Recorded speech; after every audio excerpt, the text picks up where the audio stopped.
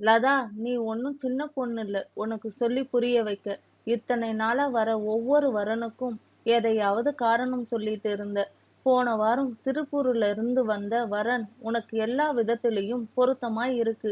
இனியும் தள்ளி போட்டா சொந்த பந்தங்களுக்கு என்னால் பதில் சொல்ல முடியாது. உன் முடிவை 2 நாளைக்குள்ளேயே சொல்லு. அப்பா கொஞ்சம் கடுப்பாகவே சொல்லிவிட்டு வெளியே கிளம்பினார். லதாவிற்கு எங்காவது கண்காணாத இடத்தில் போய் சாகலாமா என்று கூட தோன்றியது.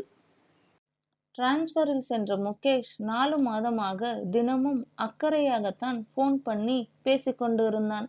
திடீரென்று 15 நாட்களாக செல்லை ஆஃப் செய்து வைத்திருந்த அவன் நேத்து சொன்ன வார்த்தைகளில் லதாவிற்கு மயக்கமே வந்தது. லதா, நான் சொல்றதை கேட்டுட்டு என்னை என்ன வேணா திட்டிக்கோ. மறுத்து பேச எனக்கு அருகதை இல்ல. 10 நாளுக்கு முன்னாடி எனக்கு கல்யாணம் ஆயிடுச்சு. அதற்கான விளக்கத்தை உன்கிட்ட சொல்ல முடியாது. தயவு செய்து நாம பழகின நாட்களை கெட்ட கனவா மறந்துட்டு உனக்குன்னு நல்ல வாழ்க்கை அமைச்சுக்கோ. இனி என் கூட பேச ட்ரை பண்ணாதே. போனே ஆஃப் செய்தான். அப்படியே காதலையும். ஒரே அலுவலகத்தில் நட்பாய் பழகிய அவர்களின் எண்ணங்கள் ஒரே அலைவரிசையாய் இருக்க காதலானது. பார்வைகளையும் கனவுகளையும் பரிமாறிக்கொண்டார்கள்.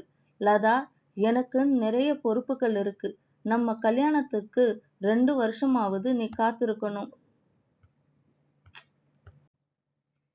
என்னோட முகேஷுக்காக காலம் முழுக்க கூட காத்திருப்பேன். பார்த்து பார்த்து இன்னும் 5 வருஷம் போனா நீ கிழவி ஆயிடுவ.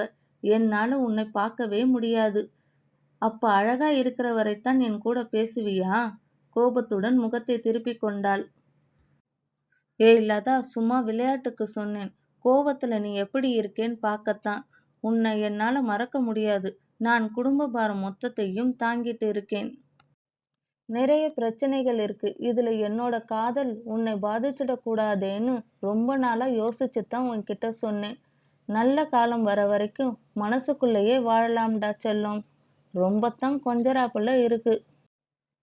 முகேஷ் காதலுடன் அவளை டீ போட்டு பேசும்பொழுது லதா ரொம்பவே சந்தோஷப்படுவாள். இப்படியெல்லாம் பேசியவனா நேற்று அப்படி ஒரு இடியை தூக்கி போட்டான். எப்படி அவனால் மறக்க முடிந்தது? காதல் என்ற வார்த்தை லதாவின் வாயிலிருந்து வந்தால் மானம் போய்விட்டதாக நினைக்கும் அப்பா அம்மாவிற்கு தான் ஏமாந்ததை எப்படி சொல்ல முடியும்? ரஞ்சினியிடம் மனம் விட்டு அழுதாள். ரயில் நகர்ந்து கொண்டிருக்க பக்கத்தில் இருப்பவர்கள் யாராவது பார்த்துவிடப் போகிறார்கள் என்று கண்ணீரை அடக்கி சோகமாய் உட்கார்ந்திருந்தாள். லதா, மனசுக்கு ஆறுதலா இருக்கட்டும் தான் நாம இப்ப வெளியே போறோம். முகேஷ் இப்படி பண்ணுவான்னு நானும் தான் எதிர்பார்க்கலை. என்ன பண்றது? எல்லோரோட இன்னொரு முகமும் ஏதாவது ஒரு சந்தர்ப்பத்தில் தானே வெளிப்படுது. உங்க அம்மா உனக்கு அட்வைஸ் பண்ண சொல்லி என்கிட்ட போன்ல சொல்லி வருத்தப்பட்டாங்க. திருப்பூர் மாப்பிள்ளை விஷயமா உன்கிட்ட நல்ல பதிலா வரணும்னு. உலகமே முகேஷ்ன்னு நினைச்சேன்டி. எப்படி என் மனசை மாத்திக்க முடியும்? மாத்தித்தான் ஆகணும். காதலோட வாழ்க்கை முடிஞ்சிடுறது இல்லல்லதா. அவன் தான் நல்லவன் இல்லைன்னு தெரிஞ்சு போச்சே. அந்த அயோக்கியனை நம்ப வச்சு ஏமாத்தினவனை மனசுல இருந்து தூக்கி போடு. உலகத்துல எவ்வளவோ கஷ்டம் இருக்கு. அதுக்காக யாரும் தற்கொலை பண்ணிக்கிறது இல்லை. 2 ரூபா 3 ரூபாய்க்காக வெயில்ல உட்கார்ந்து செருப்பு தச்சிட்டு இருக்கிற அந்த பெரியவரை பாருடி. வாழ்க்கையை போராடி வாழ்ந்து பார்க்கணும். நீ நல்லா சம்பாதிக்கிற பண்பான அப்பா அம்மா. உனக்கு காலாகாலத்துல நல்ல வாழ்க்கை அமைச்சு தரணும்னு அவங்க நினைக்கிறது தப்பா? மனசுல இருக்கிற பொய்யானவனை தூர தூக்கி போட்டுட்டு உன் வீட்டில நல்ல பதிலை சொல்லு. உடலும் மனசும் சோர்ந்து போன லதாவிற்கு முகேஷ் மேல் கோபமாய் வந்தது. தன்னை அழ வைத்தவனை ஏன் நினைக்க வேண்டும் என்று கண்ணீரை துடைத்தவள் வீட்டில் திருமணத்திற்கு சம்மதம் சொல்லிவிட்டாள். லதா, நீ நல்லா இருக்கணும் தான் ஒரு பொய்யை சொல்லிட்டேன். நம்ம காதல் நிஜம். நீ என் மனசுக்குள் இருக்கிறது நிஜம். என்னோட மனசுக்குள் உன்னுடன் ஒரு வாழ்க்கையை நிழலாய் வாழ்ந்துட்டு இருப்பேன்.